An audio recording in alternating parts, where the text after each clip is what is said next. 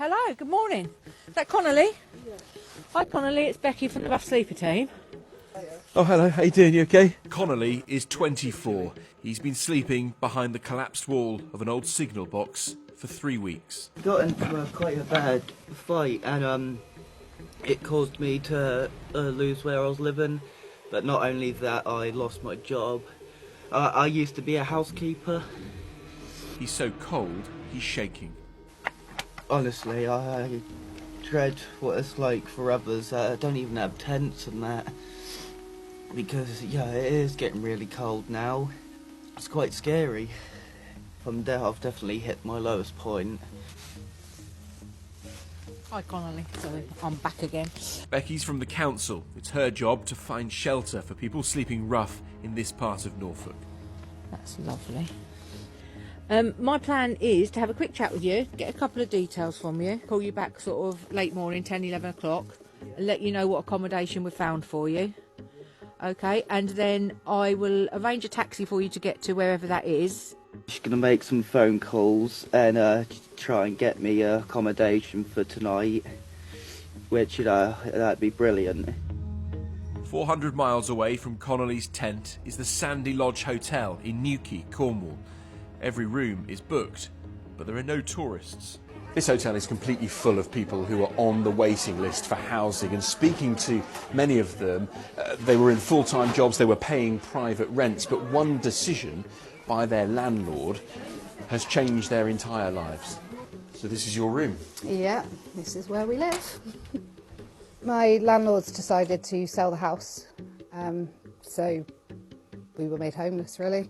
We didn't have any family that we could stay with. I mean, we've got family round, but none that had the room for all of us. Kim Elliott, her partner, and their 3 kids have been living in this hotel room for 4 months. They were working and paying their rent right up until they were evicted. My 4-year-old cried on Christmas Day because all she wanted from Santa was a home. My kids shouldn't be in this situation at all. Kim and Connolly are part of a rising number of people who are homeless in rural areas.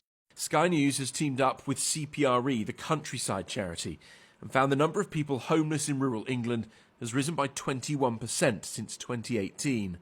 Rural areas of the east of England and the southwest have the highest numbers. There's so many second homes, there's so many Airbnbs, there's so many places that could be used to house local people especially. It's a holiday destination, and a lot of our homes are second homes. There's a big Airbnb population, so where people would have been housed before with landlords, landlords can now make 10 times the amount of money. There isn't anywhere to move anybody onto, and that's the difficult sticking block. As well as a lack of social housing, rural areas face lower wages, higher housing costs, and a lack of homeless support. But it isn't all bad news. Hi Connolly, come through. Just 8 hours after we found him freezing in his Norfolk tent, Connolly has got a room for at least 8 weeks. They definitely moved quickly. I was actually surprised how quick they managed to get me into a room. It was only about an hour or so until the taxi got there. And then they just shoo me around. Okay, there's some plates and bits over there. A food parcel. Must have been great having a hot shower. Oh, it was lovely. I could definitely tell how filthy I was. I'm just so relieved. I'm really grateful, for what they've done. And some councils are getting creative. So behind you right now are 15 solar house units. Each one accommodates one person, and they provide a stepping stone for people who have, through no fault of their own, have found themselves in need of a house. Since the pandemic, we've seen a vast increase in the amount of people who are in need of temporary and emergency accommodation. With the accommodation you can see behind us, you can stay in there for up to 2 years until Cornwall Council, as part of its other measures that it's doing, rolls out more and more council-owned stock, more council housing that we're building and buying and providing. So it gives people a front door, a sense of sort of belonging, some privacy, and allows them to get back on their road to recovery and get them back into some decent housing.